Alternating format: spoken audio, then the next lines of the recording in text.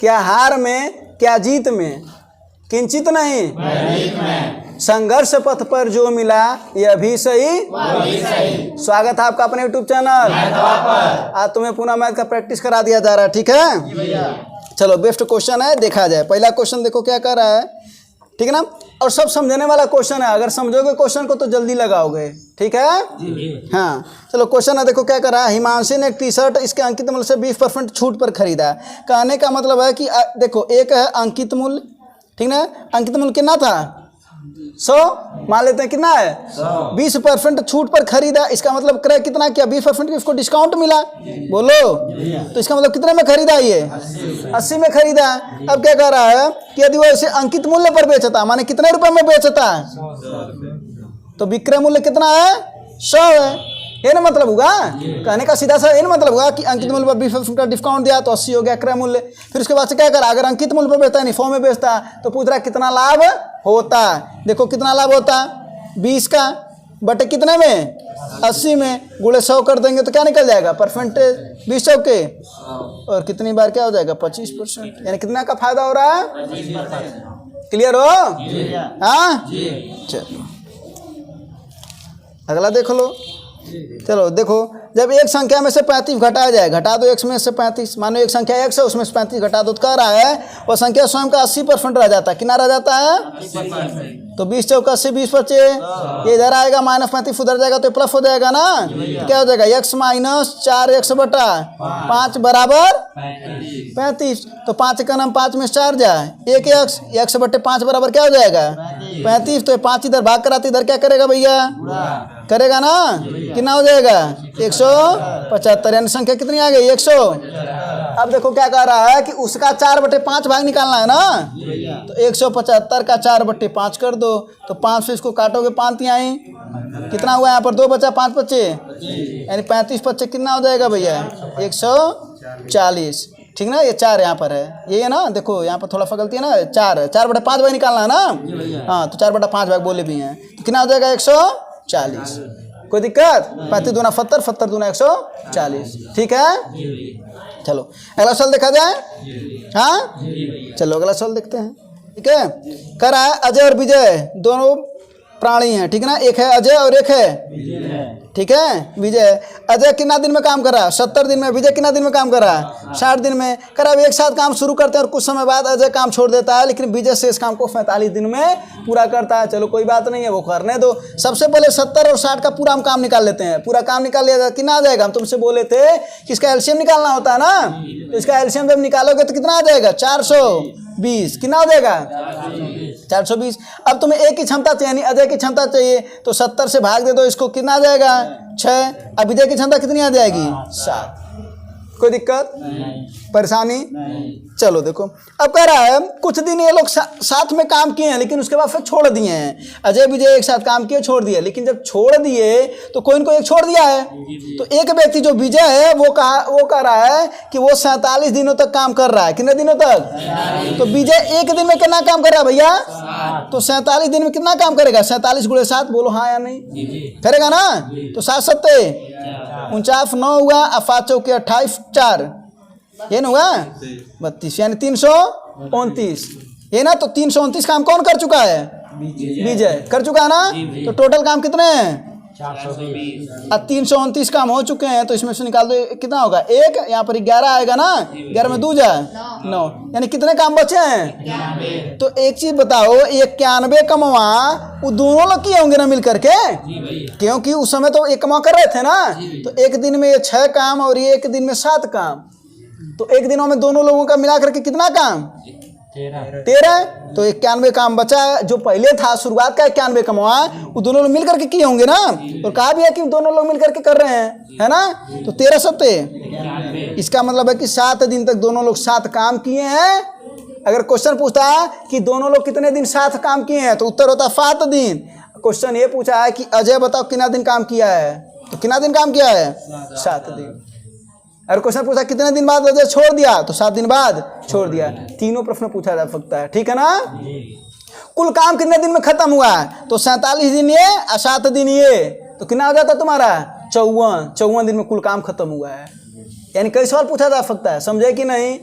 हाँ बोलो। हाँ तो सवाल की भाषा पर ध्यान देनी है कि अंत में वो पूछ क्या रहा है। चलो अगला सवाल देखा जाए। अगला सवाल जरा देखो क्या है। अगर ऐसा सवाल दिया जाए कभी भी और उसमें ये कहे कि उसका जो ब्याज दर है वो मतलब ब्याज उसका बराबर है, क्या कर रहा है? ब्याज बराबर है, रेट दे रखा अलग, समय दे रखा अलग, और कर रहा उसका ब्याज बराबर है, और कभी भी अगर उसके मूलधन का अनुपात पूछे तो जानते हो तुम्हें क्या करना है? देखो क्या करना है। पहला मूलधन मान लो P1 और दूसरा मान लो P2, कोई दिक्कत परेशानी? देखो एक है 8% है ना, कितने साल के लिए? 5, 8 साल कितने 8% है ना 5 साल के लिए, तो कितना हो जाएगा टोटल? 40%। कितना हो जाएगा? अरे भाई 8% अगर 1 साल का तो 5 साल के लिए 40, क्योंकि साधारण ब्याज बराबर होता है। फिर कह रहा है 7.5 का है 6 वर्ष के लिए, तो 7.5 का है 6 वर्ष के लिए, तो ये कितना हो जाएगा? 7.5 का 6 में गुणा करो, कितना हो जाएगा? ये 45। कितना हो जाएगा? 45।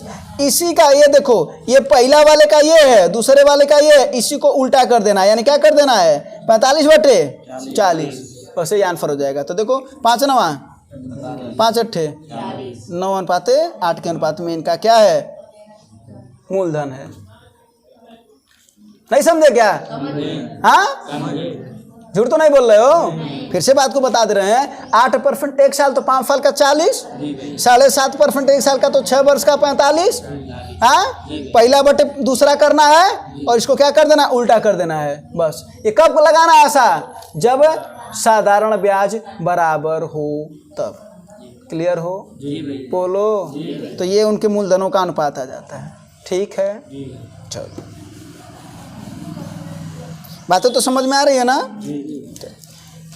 अगला क्वेश्चन जरा देखो। छमाही पर इसको संयोजित करना है और 18,500 रुपया है। कितना है? 40% वार्षिक है। तो जरा बताओ भैया, अगर छमाही लिया जाएगा तो कितना हो जाएगा? यही 20% हो जाएगा। बोलो। और समय कितना दिया? 18 महीना। तो 18 महीना में कितने छमाही होते हैं? कितने होंगे? 3 छमाही। यानी इसी को कितनी बार वृद्धि करना है? 3 बार। और 3 बार जब वृद्धि करना है तो हम तुम्हें बताए थे 72.8% होता है। बोलो बताते कि नहीं बताते? कैसे निकालना वो भी बता दें। 100 मान लो, ठीक ना? फिर 100 पहला 20 का वृद्धि करो तो कितना हो जाएगा? 120 बटा, फिर 120 बटा, फिर 120 बटा, इसी को साल में करोगे तो तुम्हारा आएगा 172.8%। कितना आएगा? तो 100 तो मूल होता है, 100 इसमें मूल होगा, 72.8 इसमें क्या होगा? ब्याज होगा, है ना? इसका मतलब है तुम्हारा ब्याज ले दे करके आया 72.8 और रुपया कितना है? 18,500। तो बस 18,500 का कितना % निकाल देना है? 72.8%। बस इसी को भाग करके जब इसी का गुणा करोगे तो तुम्हारा आ जाएगा 13,468 रुपया। गुणा तो करने आता है ना? हाँ देखो 8 × 40 इकाई 0 हो जाएगा, दशमलव हट जाएगा, है ना? बस इकाई पर ध्यान देना तो तुम्हारा आंसर आ जाएगा। ठीक है, चलो इसका गुणा कर लेना। अगला देखा जाए जरा। देखो करा 3 संख्याओं का औसत कितना है? 8 है। कितना है? हाँ 3 संख्याओं का औसत कितना है? 8 है। तो 8 त्रिक का कितना हो गया? 24। यानी योग कितना हो गया? तीनों का 24 हो गया। कोई दिक्कत है? हाँ फिर कह रहा पहली 2 का 6 है, तो 2 का कितना हो जाएगा? 12। 6 दूना योग तो 12 हो जाएगा। और अंतिम 2 का 9 है, तो 9 दूना 18 12 30, 18 12, यानी इन दोनों का मिला करके कितना है? 30 है। अब 30 में से जब इन तीनों का घटाओगे, जो तीनों का औसत दे रखा है, तो कितना बचेगा? 6। ये बीच वाली संख्या होती है। तो बीच वाली संख्या देखो किस ऑप्शन में दे रखा है? चौथे वाले में दे रखा है ना, यानी चौथा ऑप्शन सही है। समझ में आया कैसे करना है सवाल को? करना क्या है? तीनों का दे रखा था, ठीक है ना? 8 दिया था तो 8 तक 24 हो गया। फिर उसके बाद से क्या किया? पहले दोनों का कितना दिया था? 6, तो 6 दूना 12 हो गया। फिर अंतिम 2 का कितना दिया है? तो 4 का मिला करके 30 हो रहा है। तो 4 में से 3 घटाएंगे तो वही बीचवा वाला निकलता है, क्योंकि अंतिम 2 मतलब शुरुआत के 2 फिर अंतिम से 2 मतलब बीच वाला निकलता है। तो बीच वाला क्लियर है। लेकिन अगर इसको लगा करके लगाना है तो देखो कैसी आएगा। सभी मान निकालना है तो 3 का दिया ना, तो a + b + c मान लो, तो तीनों का कितना हो जाएगा? 8 त्रिक 24, दो का फिर कर रहा है योग, शुरुआत के दो का, यानी शुरुआत के दो यही है ना, a प्लस बी ही ना, कितना हो जाएगा a प्लस बी 12, और अंतिम का कर रहा है 2 यानी b प्लस सी, ये कितना हो जाएगा 9 दूना 18। बोलो कोई दिक्कत नहीं। अब a प्लस बी का वैल्यू कितना है, कितना है, तो यहाँ पर 12 रख दोगे अगर इसकी जगह पर, तो 12 यहाँ पर प्लस तो उधर जाएगा तो क्या हो जाएगा, तो सी का वैल्यू कितना आ जाएगा, इसका वैल्यू 12 है। आप 12 को इधर ले जाओगे झटकोगे तो ये -12 हो जाएगा, तो 24 से 12 जाए, इस 12 किसका वैल्यू मिल गया, कितना किसका वैल्यू मिल गया। अब सी का अगर हम यहाँ पर 12 मिल गया, तो अगर हम यहाँ पर 12 रखते हैं इसकी जगह पर, तो 12 को इधर ले जाएंगे तो माइनस हो जाएगा ना, हाँ, तो बी का वैल्यू कितना मिल जाएगा 6, यानी बी का वैल्यू 6 मिल गया, सी का वैल्यू कितना मिल गया। तो अब ए का वैल्यू कितना चाहिए, अब देखो 12 6, तो यहाँ पर इन दोनों का वैल्यू 18 है, 18 को उधर झटकेंगे तो 24 में से 18 जा, तो किसका वैल्यू मिल जाएगा, ए का। नहीं बुझे का, सब देखो यहाँ पर मिल गया कि नहीं मिला, ये तो समीकरण सॉल्व करने वाली बात हुई ना, हाँ। चलो अगला फल देखा जाए। अगला सवाल है, एक महिला है, कौन है, वो 45 से जा रही है तो 5 मिनट पहले कार्यालय पर पहुंच रही है, और जब 27 से जा रही है तो उसे कितना देर 7 मिनट लेट हो जा रहा है, और दूरी ज्ञात करना है। दूरी ज्ञात करने का बेस्ट तरीका तुम लोग को बताएं हैं, लेकिन पहले सवाल सुन लो। जाहिर सी बात है, जब उसकी स्पीड ज़्यादा होगी तो पहले पहुंचेगी, और स्पीड फ्लो होगी तो लेट लगेगा ना। तो अगर ऐसे सवाल कभी भी दिया रहे, एक बार देर हो रहा और सवेर हो रहा, तो दोनों चाल का क्या कर लेना है, पहले गुणा कर लेना है। तो क्या करोगे, 45 गुणे 27, और इसका अंतर ले लेना है। क्या ले लेना है, जब देर कहेगा आप पहले कहेगा तो उसका क्या ले लेना है, इन दोनों का। तो 45 और 27 का अंतर कितना हो जाएगा 18, कितना हो जाएगा, और समय कितना है 5 मिनट एक जगह पर है और एक जगह पर 7 मिनट है, तो एक लेट हो रहा है और एक पहले पहुंच रहा है, तो दोनों को जोड़ दिया जाता है, तो 7 5 12, अब मिनट है ना, तो घंटे में बदलने के लिए 12/60 कर दो, 60 कर दो तो घंटे में आ जाएगा ना। 12 25 5 9 9 दूना 27/2 कितना हो जाएगा 13.5, यानी दूरी कितनी है 13.5 किलोमीटर। कोई दिक्कत परेशानी समस्या, तो दूरी ज्ञात कर लोगे ना, हाँ। चलो ये वाला रेलगाड़ी वाला सवाल है, देख लो। ऐसा सवाल देखे हो, जरा देखो सवाल, रेलगाड़ी वाला सवाल देखे हो, बताओ। हाँ देखो ये वाला सवाल कैसी लगेगा ये बताते हैं तुम्हें। एक रेलगाड़ी को निर्बाधित औसत, निर्बाधित का मतलब क्या होता है वो समझो, माने बिना रुके 45 से जा रही है, आज जब रुक रुक करके चल रही है तो 36 से, यानी बाधित करके तो 36 से चल रही है। तो कह रहा है रेलगाड़ी को रुकने के लिए समय का औसत बताइए, मतलब प्रति घंटे में बताना है, यानी 1 घंटे में कितने देर के लिए रुक रही है, उसका पूछने का ये मतलब है। ठीक है, तो तुम्हें क्या करना है, जब ऐसा सवाल तुमसे पूछ रहा है तो रेलगाड़ी का जो रुकने का जो औसत समय वो कैसे ज्ञात करते वो तुम्हें बता रहे हैं। जो पूर्ण रूप से चल रही है, यानी जो बिना रुके हुए चल रही है, उसका चाल को नीचे कर दो, तो बिना रुके हुए कितने चाल से चल रही है, तो 45 को नीचे कर दो। और जो रुक करके चल रही है अब बिना रुके, उन दोनों का अंतर ले लो, यानी 45 और कितना 36 का अंतर ले लो, तो कितना आ जाएगा ये 9/45। गुणे 60 कर दोगे ना तो पता चल जाएगा कि 1 घंटे में कितने देर के लिए वो रुक रही है। तो 15 तिहाई 15 चौको 3 त्रिका 3 चौके, यानी 12 मिनट के लिए वो रुक रही है 1 घंटे में, यानी 1 घंटे में 12 मिनट वो रुक रही है। कोई दिक्कत परेशानी करना कैसे सवाल में नहीं समझ में आया। बिना रुके वाले को नीचे, अब बाकी रुक करके जो जा रही है और जो बिना रुक रही है उसका अंतर लेना है, ठीक ना। गुणे 60 कर दोगे तो पता चल जाएगा 1 घंटे में कितना देर वो रुक रही है। ठीक है, हाँ। अब अगला वाला सवाल है, जरा देखो। ये त्रिभुज का सवाल है। त्रिभुज का परिमाप दे रखा, सबसे पहले बता रहा है त्रिभुज के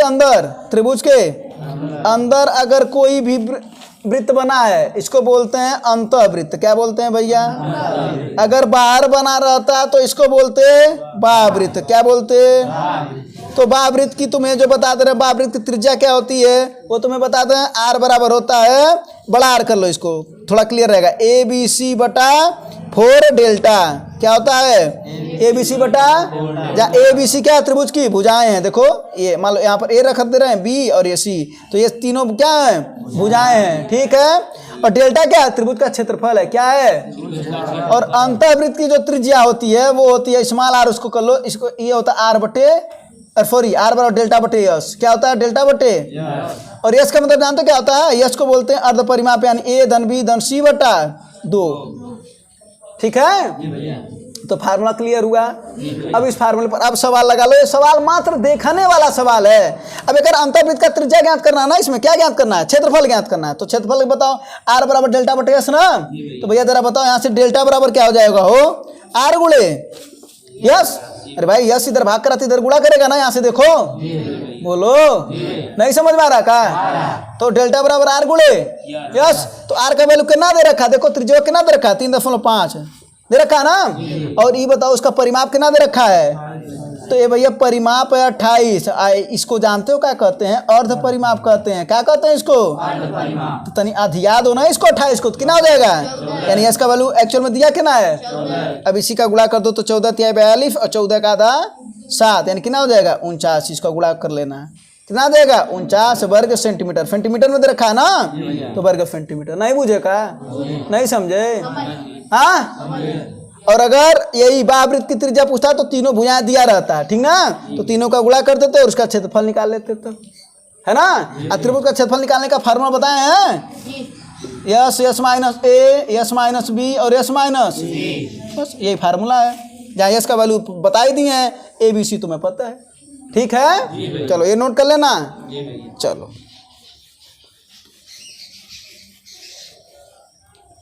चलो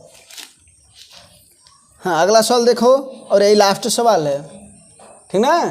हाँ यही सवाल अंतिम और यही सवाल भारी, भारी तो बिल्कुल नहीं है, ठीक है। देख करके लगाओगे, करणी में क्या दे रखा है भैया 72, फिर करणी में, फिर प्लस करणी में।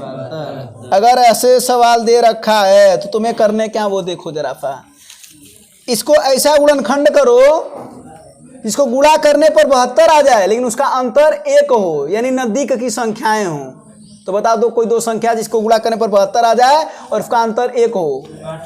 8 और 9 भाई, 8 और 9, 8 9 और 8 और 9 का अंतर, तो अंतर कितना आना चाहिए, गुणा कितना आना चाहिए, वो संख्या आ गया ना, और अंतर हमेशा कितना आना चाहिए, 1 का अंतर आना चाहिए।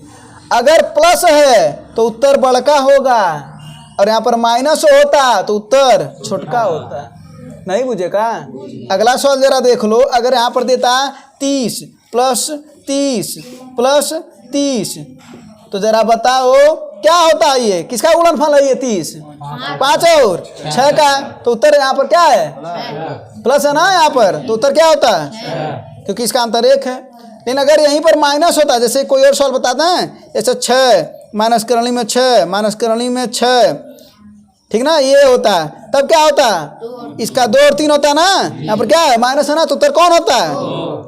समझ गए होगे ये वाला सवाल पूरी तरीके से, कोई प्रॉब्लम है क्या इसमें, समस्या है क्या इसमें, ये भी सवाल कभी कभी आ जाता है, ठीक ना। और रेलवे वाले तो अक्सर करके उनको, रेलवे वालों को इस सवाल पे एफ सवाल पे बड़ा प्रेम होता है, तो सब पूछते रहते हैं कभी न कभी, ठीक है। चलो पूरी बातें समझ में आई, हाँ। चलो इस क्लास को शेयर कर देना अगर तुम लोग को अच्छा लगा होगा। धन्यवाद।